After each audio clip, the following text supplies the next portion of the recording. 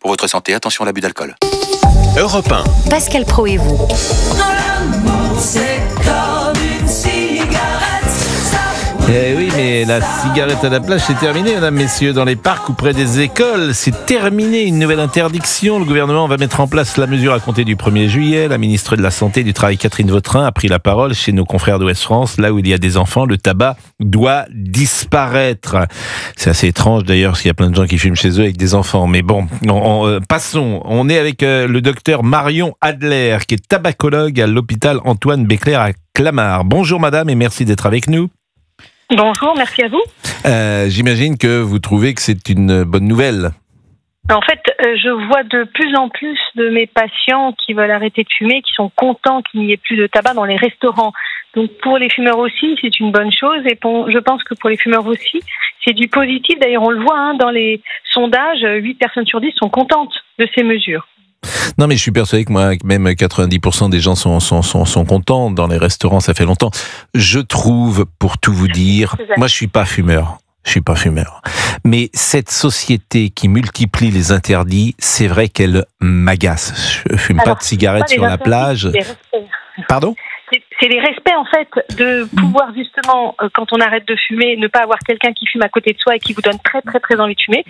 C'est la liberté de ne plus avoir besoin de prendre des cigarettes. Et ça, c'est une grande liberté, parce que c'est l'inverse de la liberté que de fumer, parce qu'on est, avec une maladie chronique, on est dépendant de la cigarette par l'intermédiaire de la nicotine. Donc, on peut sortir du tabagisme, en effet, avec la nicotine. Et donc, c'est pas des interdits, c'est plutôt des respects de la santé des uns et des autres. En particulier ici, c'est la santé des enfants. Donc, c'est quand même une bonne cause. Mais j'entends ce que vous dites, mais c'est des discussions, on peut les avoir jusqu'au bout de la nuit.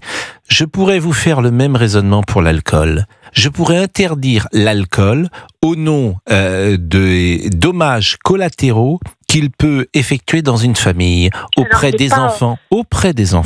Demandez à un père alcoolique... C'est une maladie. Non, mais ça, vous devez comprendre. Et donc, il faut absolument que le père alcoolique soit aidé à sortir de cette maladie. Mais il n'y a pas besoin d'être... Il y a des alcooliques qui ne... Comment dire, on n'est pas obligé de tomber dans l'alcoolisme lié à une maladie. Il y a parfois... Alors, il y a deux choses. Il y a la consommation pour l'alcool, c'est une chose. Le tabac, il n'y a pas de tabagisme non dangereux. Ça, vous devez aussi le savoir. Et c'est important de savoir que c'est aussi une maladie. Et je le vois à travers toutes les personnes qui veulent arrêter de fumer, en effet, et qui veulent sortir de cette maladie chronique. La dépendance est une maladie et il faut le considérer comme ça. C'est pas un vice. Mais j'entends ce que vous dites, madame, et je suis convaincu. Je vous dis qu'on pourrait dire la même chose pour l'alcool. C'est-à-dire que je pourrais mettre les mêmes raisonnements. L'alcool est interdit à la vente aux mineurs, ce qui est un petit peu normal. Mais je pourrais l'interdire aux adultes pour les mêmes raisons que vous dites là, madame. Alors ça, c'est une histoire c'est autre chose. Je pourrais, au nom de la morale, dire attention, il y a un risque qu'on devienne alcoolique. C'est une sorte de santé. Mais c'est formidable parce qu'en fait, c'est rare, mais je peux pas terminer ma phrase. J'entends ce que vous dites. Moi, je suis plutôt un libéral et c'est vrai que la multiplication des interdictions pour parfois des raisons que j'entends, de dire ça coûte à la société, etc. Je dis simplement et j'observe simplement que je peux produire le même raisonnement pour l'alcool, dire voilà, l'alcoolique, ça coûte à la société, celui qui a un cancer du foie, ça coûte à la société, celui qui boit, il y a un risque pour sa famille, il peut être violent, il peut être dangereux, etc. Je peux construire le même raisonnement et interdire l'alcool en France.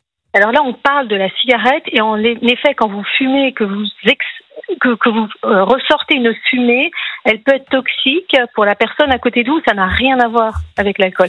Donc là, il faut comprendre que quand vous fumez avec une autre personne dans la pièce... Enfin, quand vous êtes sur une plage et que vous fumez une cigarette, quand vous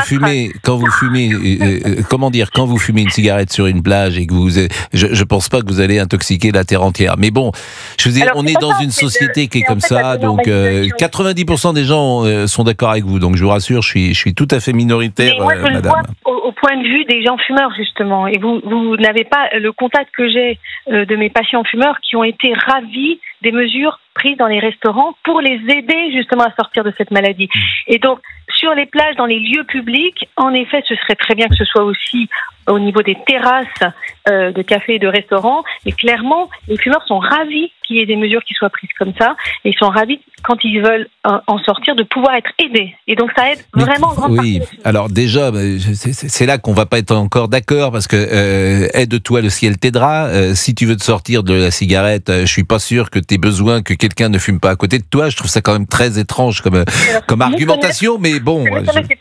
C'est méconnaître les patients, je vous dis, j'en suis tous les jours au contact des patients qui fument, et il faut vraiment les considérer, il faut voir vraiment de l'empathie pour eux et comprendre qu'il faut les aider. Ils peuvent être aidés, il y a pas mal de choses qui sont faites. En effet, le remboursement des traitements, c'est une très bonne chose. Ils peuvent prendre la cigarette autrement, par exemple avec la cigarette électronique, et ça, c'est une très bonne chose. Et ça les aide énormément à sortir du tabac. Et donc, il faut vraiment aider ces personnes-là. Et je pense que vous avez une méconnaissance de ces personnes qui sont sûrement, j'ai une méconnaissance totale puisque je ne les vois pas comme vous. C'est pour ça que je vous fais 100% sans confiance. Bon, moi, j'ai fumé comme tout à chacun des cigarettes de temps en temps. Je fume, pour tout vous dire, le cigare, et ça ennuie absolument tout le monde quand tu fumes le cigare. Donc comme ça, donc tu le fumes chez toi, comme ça tu ennuies personne. Mais c'est vrai que quand tu rentres dans mon appartement, bon, et alors je suis un très mauvais élève. Ça, il faut le savoir. C'est aussi toxique parce que c'est la même fumée. Donc, je ne sais pas si vous le saviez, mais la fumée, c'est ça qui est toxique. Oui, c'est aussi toxique le cigare que la cigarette. Je sais, et je suis un très mauvais élève parce que j'ai eu 4 filles et elles ont grandi avec l'odeur du cigare. Donc, c'est vraiment, elles étaient petites et je fais tout ce qu'il ne faut pas faire. Donc, j'ai honte d'ailleurs et je bats ma coulpe. Aujourd'hui, vous l'auriez peut-être pu faire à ce niveau-là et de cette manière-là. Bien sûr. Mais vous êtes favorable également à l'interdiction de la fumée, évidemment, sur les terrasses, j'imagine. Alors, les restaurants et les cafés... Les restaurants, c'est déjà le cas. Restaurant, on ne peut pas fumer. Si, sur les terrasses des restaurants, quand vous avez des terrasses avec des restaurants qui peuvent permettre de manger à l'extérieur, c'est très difficile. Et c'est très difficile, en grande partie, je vous dis, pour mes patients qui veulent sortir du tabagisme. Et là, c'est des moments difficiles pour eux. Eh bien, en tout cas, merci beaucoup, madame. Merci, vraiment, c'était un plaisir de vous écouter. Marion Adler, tabacologue à l'hôpital Antoine Béclair à Clamart. 12h27. Je n'irai pas au paradis, madame, messieurs. Au purgatoire. Bon, je viendrai vous chercher, où que vous soyez. Ah oui, quoi, vous n'aurez pas le droit de sortir de là où vous serez. Hein. Tout de suite. Allez, dans un instant, l'objet dingue de Monsieur Boubouk. Ah bah oui, faut que vous montiez en terrasse, les amis. Allez, tout de suite sur Europe 1. Vous l'avez dit sur Europe 1. Coucou les amis, vous avez l'air en forme. Incroyable, franchement, c'est magique. Vous êtes le plus grand animateur de France, de votre génération. N'exagérez pas, Roland. Bah, j'exagère pas. Oui, c'est vrai, c'est bon de dire la vérité parfois. Merci. Vous savez que je vous aime en plus. J'ai grandi avec Europe 1, moi. Depuis tout petit, on écoute Europe 1 à la maison. C'est un plaisir de vous avoir et vraiment, ça fait chaud au cœur. Merci de votre gentillesse. Merci Europe 1, merci à tous. Écoutez Europe 1, la radio libre. Europe 1, la radio libre.